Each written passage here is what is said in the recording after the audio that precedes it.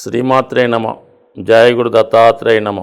ఈ వీడియోలో మనం జూన్ 1వ తారీఖు నుంచి జూలై 12వ తారీఖు మధ్యలో మీనరాశి నుంచి స్వక్షేత్రమైనటువంటి మేషరాశిలోకి మారబోతున్న కుజుని యొక్క ప్రభావం ద్వాదశ రాశుల మీద ఏ విధంగా ఉండబోతుంది అన్న విషయాన్ని మనం పరిశీలిద్దాం.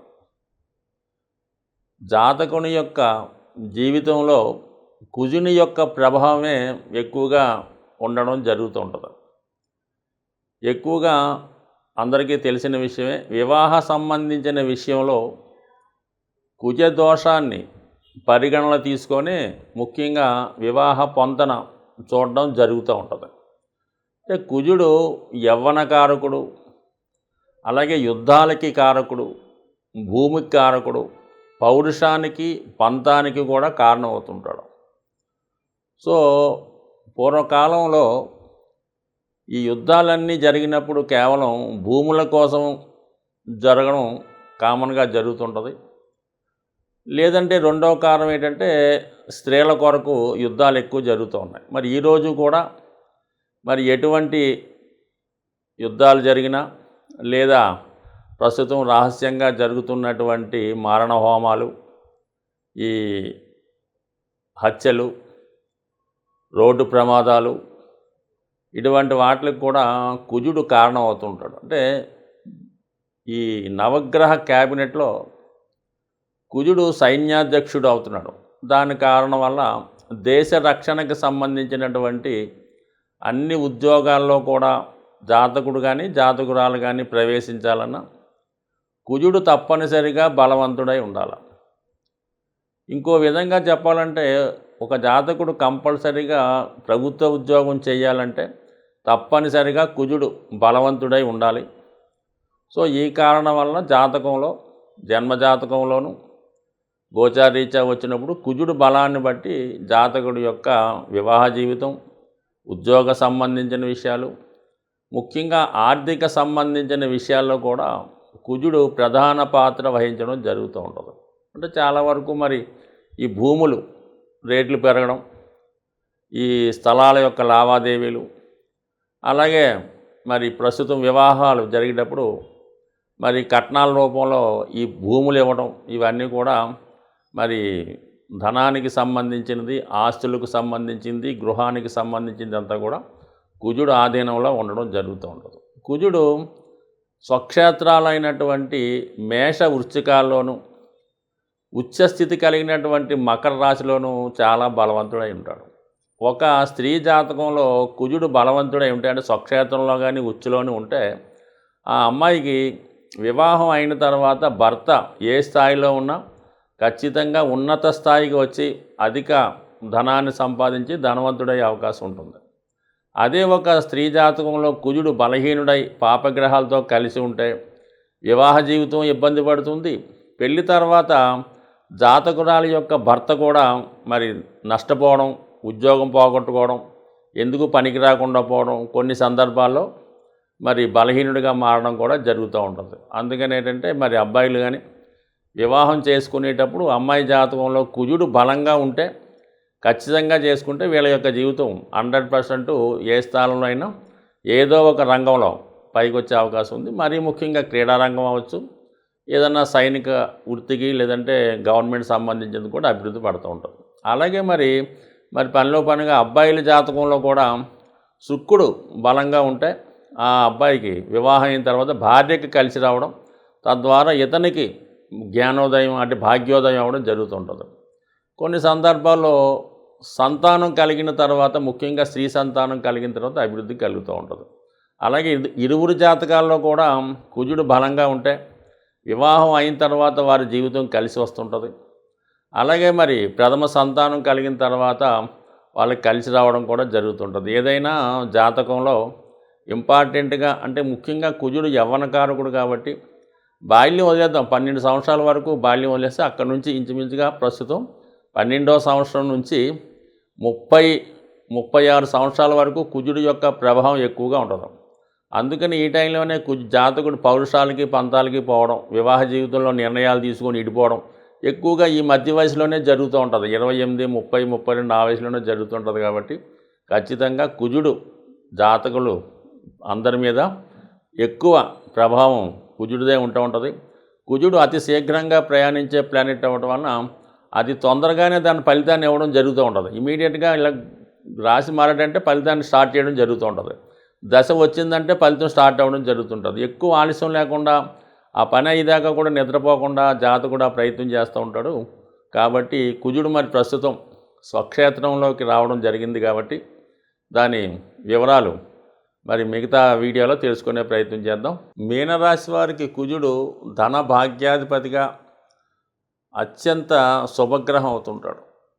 ఎవరి జాతకంలో అయినా భాగ్యాధిపతి బలంగా ఉంటే మనకి ఆ జాతకం అనుకూలిస్తూ ఉంటుంది. మరి గోచారరీత్యా అటువంటి భాగ్యాధిపతి ధనస్థానంలోకి రావడం వలన కుటుంబపరమైన సమస్యలు ఏవైనా ఉంటే ఈ విషయంలో ఈ సమయంలో మీకు పరిష్కారం అయ్యే అవకాశం ఉంది. కుటుంబ అవసరాలకు తగిన ధనం కూడా ఏదో ఒక రూపంలో రావడం వల్ల చాలా కాలంగా మిమ్మల్ని వేధిస్తున్నటువంటి ఆర్థికపరమైన సమస్యల నుంచి బయటపడే అవకాశం ఉంది. అలాగే చాలా మౌనంగా ఉండే మీరు ఈ సమయంలో కుటుంబ విషయాల్లో కొంత శ్రద్ధ తీసుకొని ఎవరిని ఏ విధంగా లొంగదీయాలనుకోవచ్చు, భయపెట్టాలనుకోవచ్చు, ఏదో విధంగా మీరు ఆ కుటుంబ సమస్యలను బయటపడే ప్రయత్నం చేస్తారు. కుటుంబంలో మీ యొక్క మాటకి విలువ, గౌరవం పెరుగుతుంది. అలాగే రాబోయే ఈ జూన్ 1వ తారీఖు నుంచి జూలై 12వ తారీఖు మధ్యలో శుభకార్యాలు జరగడం, అలాగే గతంలో మీకు దూరం అయిపోయినటువంటి మీ మిత్రులు అవ్వచ్చు, లేదంటే మీ అన్నదమ్ములు, తోడబుట్టిన వాళ్ళు, అక్కచెల్లెలు ఎవరో ఒకరు తిరిగి మళ్ళా మీ కుటుంబంలో కలిసి అనుకోకుండా మీ కుటుంబ యోగక్షేమాలు తెలుసుకొని మీకు ఆర్థిక పరంగా కానీ మాట సాయం కానీ సంపూర్ణంగా చేసే అవకాశం ఉంటుంది. మరీ ముఖ్యంగా ఇప్పుడు ఉన్నటువంటి మీ ఆర్థిక స్థితి నుంచి ఇంకొక అదనపు ఖర్చులు కూడా ఈ సమయంలో రావడం జరుగుతుంది. బట్ ఈ సమయంలో మీరు ఏదైనా గృహం కొనుక్కునే ప్రయత్నం చేస్తే దానికి మరి ఫైనాన్స్ సహకారం కానీ, బ్యాంకుల సహకారం కానీ, బంధువుల సహకారం కానీ లభించే అవకాశం ఉంది. కానీ ఈ సమయంలో మీరు కష్టపడన్నా సరే ఏదో ఒక స్థిరాస్తి కొనుక్కునే ప్రయత్నం చేయండి. అది మీకు కంపల్సరీగా సహకరించే అవకాశం ఉంది. ముఖ్యంగా మరి కుజుడు 4వ స్థానాన్ని 4వ దృష్టితో 5వ స్థానాన్ని వీక్షించడం వల్ల మీ కుటుంబంలో ఉన్నటువంటి విద్యార్థులకి మంచి ఉన్నత విద్యా అవకాశాలు రావడం కానీ, వాళ్ళకి ఏదైనా ఉద్యోగ ప్రయత్నాలు ఫలించడం కానీ జరిగే అవకాశం ఉంది. మొత్తం మీద ధన భాగ్యస్థానాలు యాక్టివేట్ అవ్వడం వల్ల మీకు పూర్వపుణ్యం వల్ల పెద్దల ద్వారానో, తండ్రి గారి ద్వారానో కంప్లీట్గా ఉన్నటువంటి ఆర్థిక సహాయం లభిస్తుంది. స్థిరాస్తులు కానీ మీకు ఎవరైనా మీరు ఎవరి దగ్గర నుంచి అంటే మీ అత్తవారి దగ్గర నుంచి అవ్వచ్చు, మీ పెద్దవారి దగ్గర నుంచి అవ్వచ్చు, మీ స్థిరాస్తి ఏమన్నా మీకు రావాల్సి ఉంటే అది ఈ సమయంలో మీకు రావడం జరుగుతుంది. ఏదైనా మొత్తం మీద ఏంటంటే మీకు ఆస్తి సంబంధించిన విషయాలు కలిసి వస్తాయి. అన్నదమ్ములు సహకరిస్తారు. ఆర్థిక సమస్యల నుంచి బయటపడతారు. కుటుంబ సమస్యల నుంచి అనుకూలంగా ఉంటుంది. ముఖ్యంగా గతంలో కన్నా రెస్పాన్సిబిలిటీ కూడా మీరు ఎక్కువ తీసుకుంటారు. ఏదో విధంగా ఉన్నటువంటి ప్రస్తుతం ఉన్నటువంటి సమస్యలు, ముఖ్యంగా కుటుంబంలో ఎవరికైనా వివాహం జరగవలసి ఉన్నా, వ్యక్తిగతంగా మీకు జరగవలసి ఉన్నా మీరే పెద్ద మనిషిగా పెద్దరికం వహించి ఆ సమస్య నుంచి బయటపడే విధంగా ప్రయత్నాలు చేయడం, అవి సక్సెస్ అవ్వడం జరిగే అవకాశం ఉంది. జాతకంలో కుజుని బలం పెరగాలన్నా, కుజుని యొక్క అనుగ్రహం కలగాలన్నా కూడా జాతకుడు ముఖ్యంగా చేసుకోవాల్సింది ఏంటంటే కుజగ్రహానికి అధిదేవుడైనటువంటి సుబ్రహ్మణ్య స్వామి.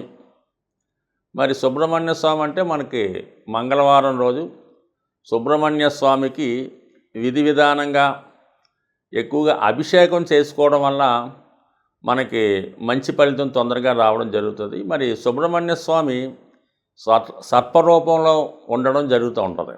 మరి ఈ మధ్యకాలంలో ప్రతి శివాలయంలోనూ ముఖ్యమైన దేవాలయాల్లో ఈ నాగప్రతిష్టలు అనేవి జరుగుతూ ఉంటాయి. వాటిని మరి జాతకులు మరి అనుకూలం బట్టి డైరెక్ట్గా సుబ్రహ్మణ్య స్వామి అయితే ఓకే, లేని పక్షంలో ఈ శిలలు, ఈ ప్రతిష్ఠ చేయని శిలలైనా మంగళవారం రోజు ఒక 18 ప్రదక్షిణలు చేసి విధి విధానంగా సుబ్రహ్మణ్య స్వామికి ఇష్టమైనటువంటి ముఖ్యంగా ఏంటంటే చెరుకు పానకం, చెరుకు రసం లేదా ఆవు పాలు, అలాగే బెల్లం పానకం, అలాగే మరి వీటితో అభిషేకం చేయడం, లేదంటే చలిమిడి అంటే కొన్ని ప్రాంతాల వరకు తెలుస్తూ ఉంటుంది, అది చలిమిడి నైవేద్యంగా పెట్టడం మంచిది. లేని పక్షంలో చలివిన్నే కొద్దిగా ఇంకా అభిషేక రూపంలో పలసగా కలిపి దానితో అభిషేకం చేయడం వల్ల కూడా మీకు విధి విధానంగా మరి సుబ్రహ్మణ్య స్వామి అనుగ్రహం కలుగుతూ ఉంటుంది.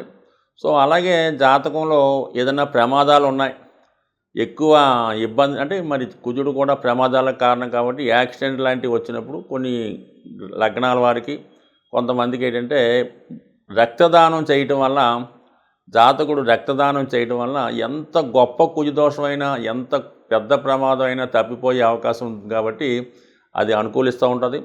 అలాగే ఏంటంటే జాతకుడికి రుణబాధలు తీరకపోయినా, అన్నదమ్ములతో గొడవలున్నా, ఆస్తి తగాదాలున్నా, జాతకుడు భయపడుతున్నా మరి నిరంతరం హనుమాన్ చాలీసా పారాయణ చేసుకోవడం, హనుమాన్ని సింధూరంతో పూజించడం వల్ల కంపల్సరీగా జాతకుడికి ధైర్య సాహసాలు కలిగే అవకాశం ఉంటుంది. కాబట్టి ఇవన్నీ కుజుని స్వరూపాలు అన్నమాట. ఆంజనేయ స్వామి, సుబ్రహ్మణ్య స్వామి. అందువల్ల ఈ గ్రహాల్ని విధి విధానంగా మంగళవారం రోజు చేసుకోవడం వల్ల మరి స్త్రీలకి సౌభాగ్యయోగం, మగవారికి విశేషమైనటువంటి ధైర్య, రాజకీయ అధికార యోగం కలిగే అవకాశం ఉంటుంది. స్వస్తి.